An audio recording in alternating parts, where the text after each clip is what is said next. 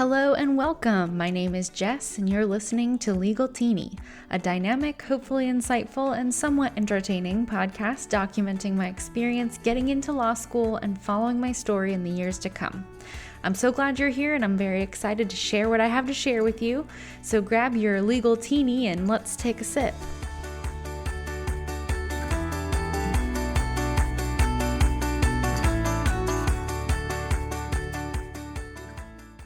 All right, so we are here with episode 3, and the topic of this episode is what to do before law school, because that's terrifying, and then also how to be sort of happy in law school, which is the title of a great book that if you haven't read it yet, I would highly recommend.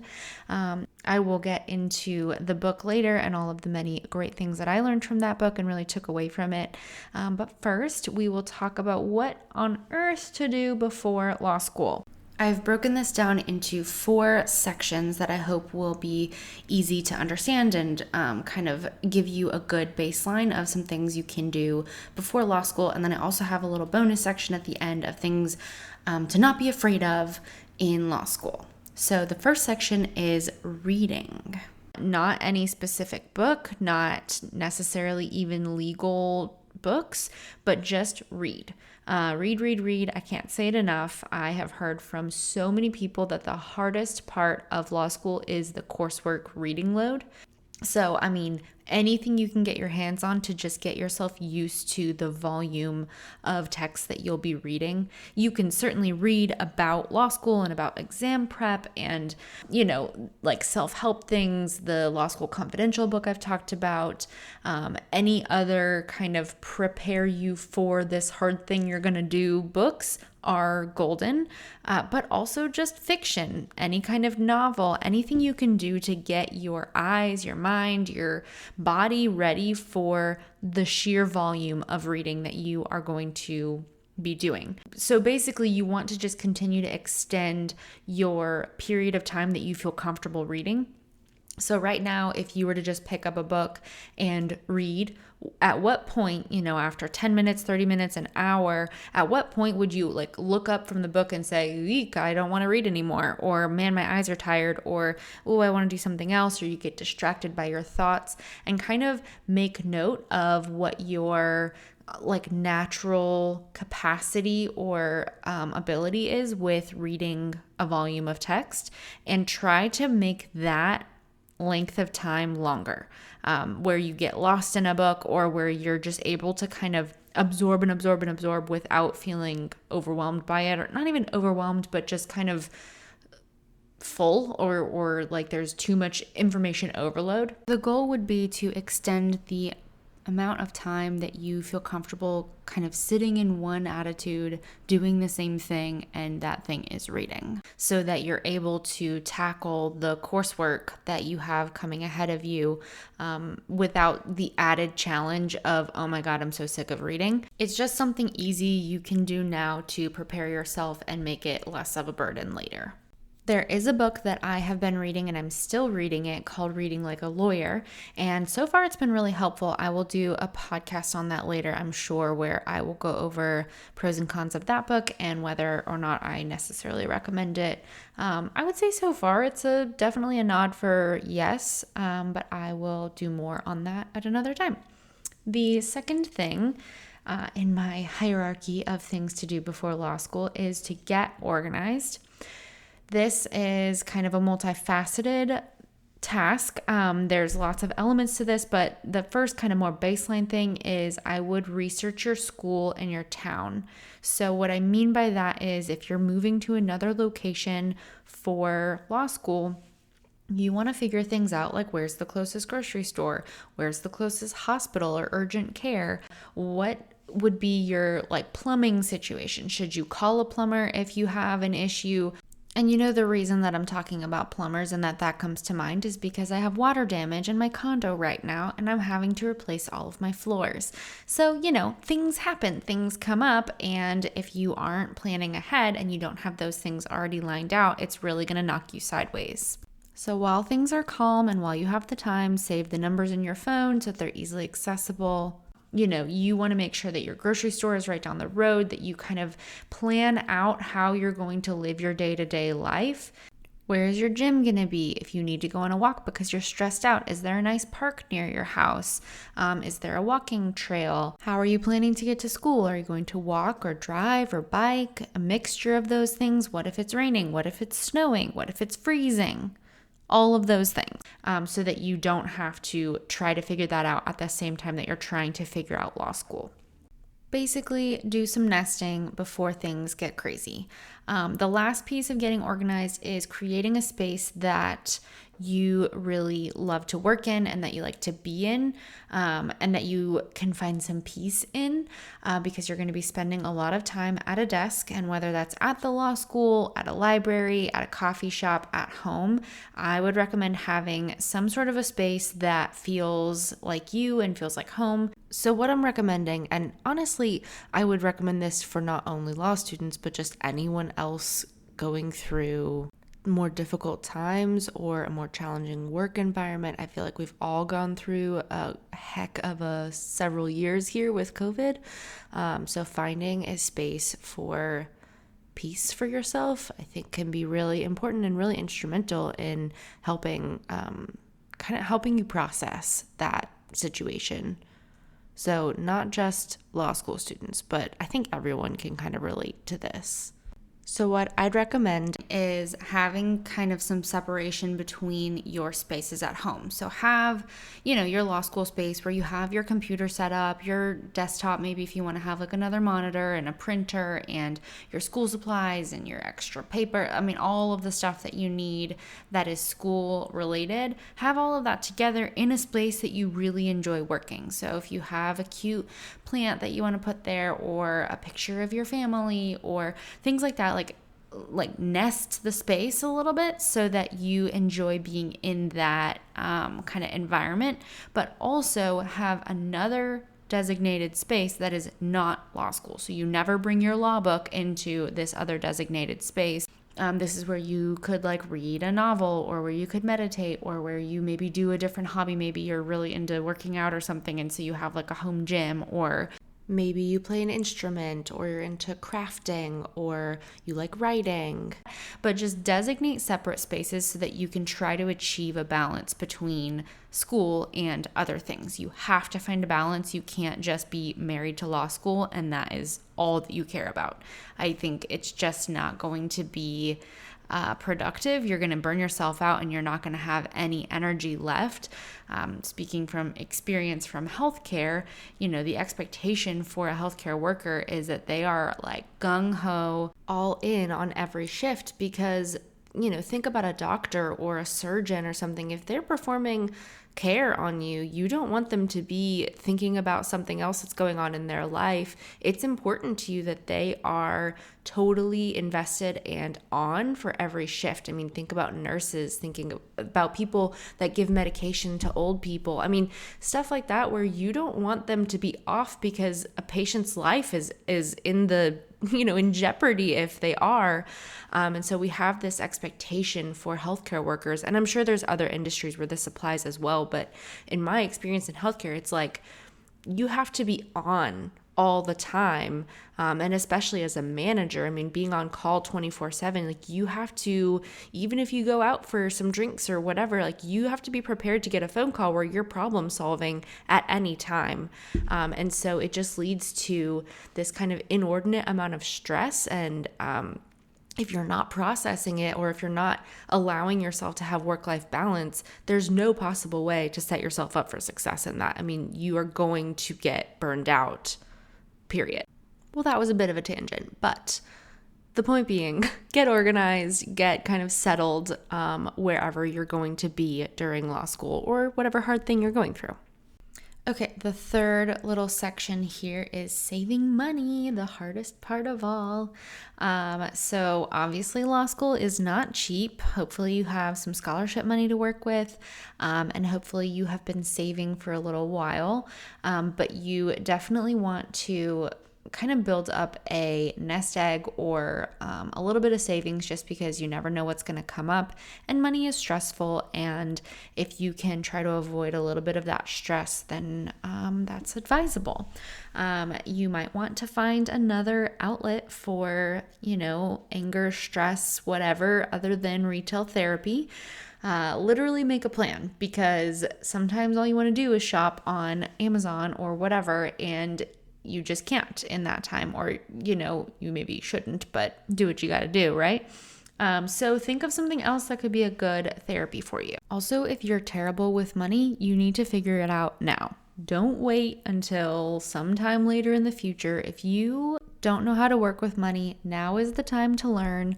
Ask a friend, ask your family, ask the internet, whatever it is. Create a budget, figure out how you're going to live on that budget, and just learn. I mean, the time has passed where you can just say, well, I don't know how to do that, or I don't know how to manage my finances. You have got to figure it out, because then when you start looking at internships and looking at jobs and stuff, which is going to come really quickly, you have to understand how much money you're spending and how much you actually need to make your ends meet, before the pressure of negotiation and all of that is already upon you. Okay, so we are at section number 4. I said I had 4 kind of main topics for you. The last one is preparing mentally. So we all know that nothing can really prepare you for this experience. There's just a lot of unknowns. There's a lot of unique experiences that each person will have. So nothing can totally prepare you, kind of like having children or starting a company. You can learn a lot, you can read all the books, but until you really do it and go through it, there's just nothing that can prepare you for that. I equate it actually to sorority recruitment. If anyone went through that in undergrad, nothing can prepare you for that experience. But once you've done it, you're like, oh yeah, that's psychotic. I mean, in a totally great way. Of course, I went to University of Texas, and so it's like a huge thing there. But it's a lot, and nothing can prepare you. Maybe I'll do like a whole podcast on that, because I feel like I have so much to say. Anyways, so you remember last podcast, I talked about the book Mindset, how pivotal that was for me, how much it changed my perspective on learning and growth and my capacity to learn and just like be more successful than kind of what my innate abilities tell me. So make sure you go back and listen to that one if you haven't already, because that is such a great book. Okay, so the biggest part of preparing mentally is mostly, honestly, relax while you can. So come into law school fresh. Don't kill yourself over the summer working so hard to try to save money, per my last point. But, strike a balance there where you can come into law school feeling refreshed and like, okay, let's hit the ground running. A big piece of that is prioritizing sleep. There's lots of stats about how sleep is so important. I don't need to rattle them off to you. You've already heard them before, but sleep is huge for your mental awareness, your capacity, your memory, just your brain functioning in general. So prioritize sleep over the summer. Also create a routine. You've probably heard this before also, just creating like a gym routine and a morning kind of, not really ritual, but waking up early in the morning and not sleeping till noon, things that you're going to need to be doing very regularly while you're in law school, like going to bed early, getting quality sleep, waking up in the morning and kind of getting your day started so that it's not such a rude awakening when you get to your first day of class. I remember after undergrad when I started a full-time, 40-hour work week, it was so hard to adjust your body to that because you're just used to kind of like waking up when you feel like it and going to bed whenever you're like, oh, shoot, it's midnight or 1 a.m. I should probably go to bed. I mean, if you let your body just tell you when to go to sleep and when to wake up, it is not the same as working a 40, 60, 80-hour work week, which is what you'll be doing in law school. So create that routine as soon as you can so that by the time law school hits, it is not like such a slap in the face. The other piece of this is talk to your family and friends about expectations. This is a huge, huge deal because your life is going to change, your priorities are going to change, and the people around you are going to sense that, especially those closest to you. And those are the relationships that obviously are going to be the most supportive to you.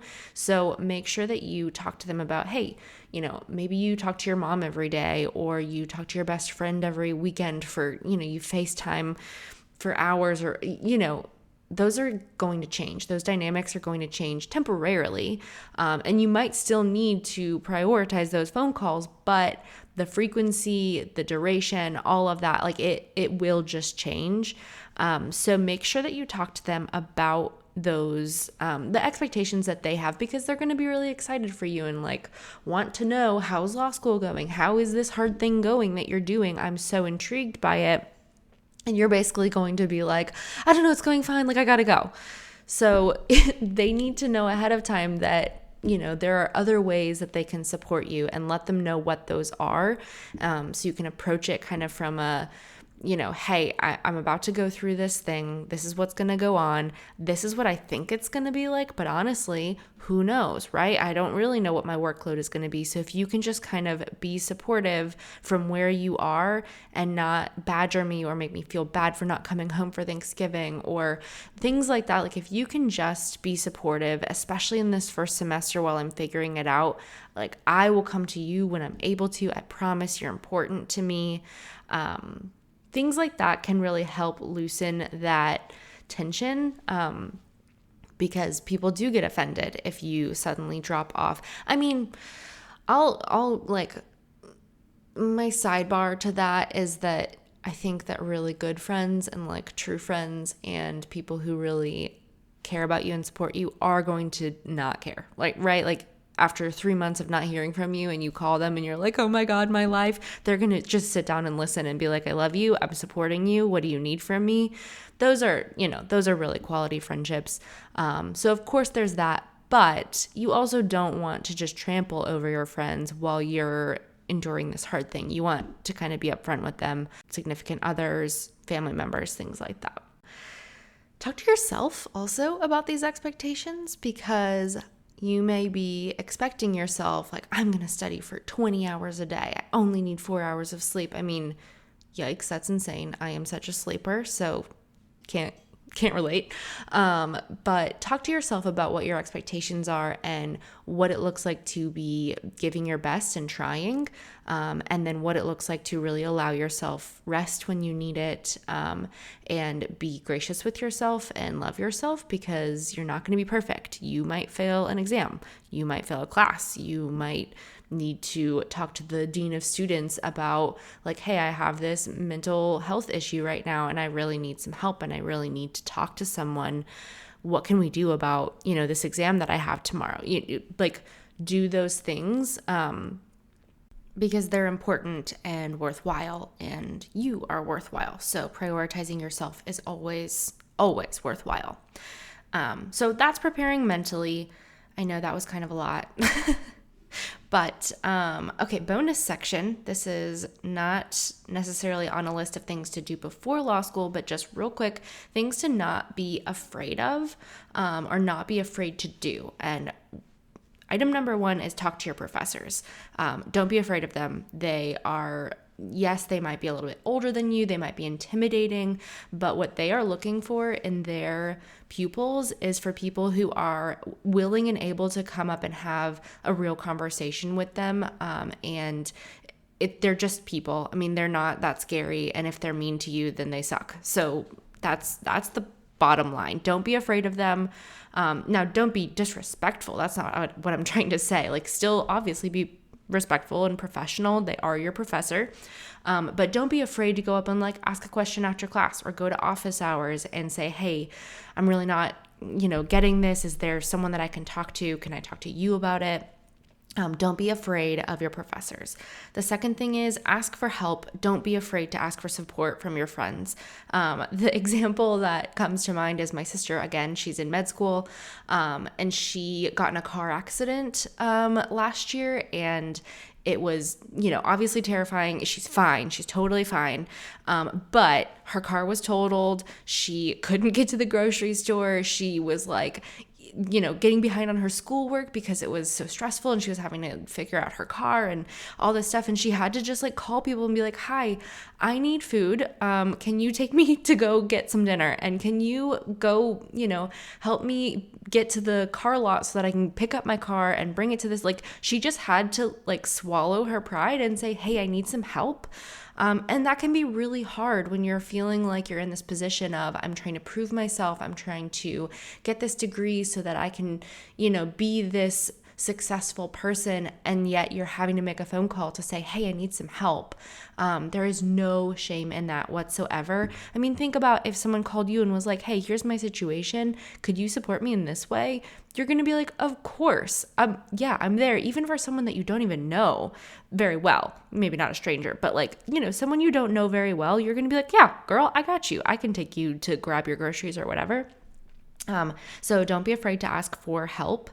And with that, I think I mentioned this just a second ago, but with the dean of students and things like if you are in serious trouble, mental health wise, or anything like that, I mean, you like get professional help, talk to the dean of students. If you're really, really struggling with your classes, it's just always worth asking, right? Or always worth reaching out for help. The last piece is don't be afraid to go to bed and say no. I already talked about sleep, but don't be afraid if all your friends are going out, but you are just exhausted. Say no, be able to say no to plans. And I know like the fear of missing out, all of that, but now don't be a recluse, right? Like don't always say no, because it can be a very isolating experience.